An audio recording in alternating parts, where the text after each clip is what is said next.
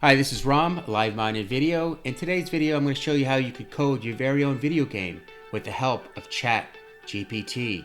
Let's head right over to ChatGPT. Once we do that, I'm going to go ahead and type in what I want to see in this video game. It's going to be close to Spy Hunter using HTML, CSS, and JavaScript. And there you go. It starts to implement my code. And all I need to do now is pull up CodePen, which is also another website. Once I do that, I'll copy it and paste it in HTML, go back and copy CSS, which I go ahead and plug in the HTML. Then I'll go ahead and plug in the JavaScript ChatGPT has given me. There we go. And it starts to build my code. Go ahead and hit enter and it'll combine all the code, the HTML, the CSS, and the JavaScript. Now this is a very basic code.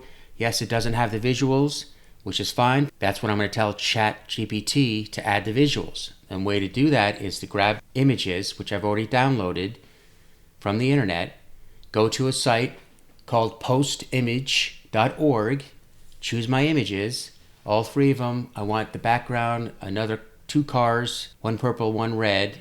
Okay, almost there. Now we need to copy the direct link and add that to our code. We need to tell ChatGPT that I would like to use these 3 images by typing in what exactly you want the visuals to be. So in this case, I'm going to type in the blue car, then I'm going to do the red car, and then finally I want to use this background. All you need to do is tell it where to locate these links from this website. And it's pretty amazing that ChatGPT is smart enough to know what I mean by blue car, red car, and the background, because ChatGPT has written out that it's a basic version of what it thinks is a video game, foundation of a comprehensive game, including enemies, obstacles, and the player's car. Okay, so let's go ahead and run it again, copying the HTML, the CSS, and JavaScript. As you can see, I've already done that.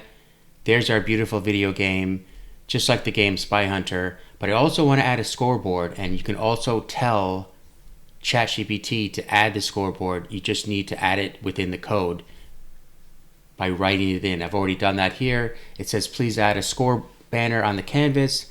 If a blue car collides with the red car, I also want it to state the game is over. So let's go ahead, let it run its code. And then we go back to our code pen and drop in the HTML as well as our CSS. And finally, our JavaScript. We hit enter.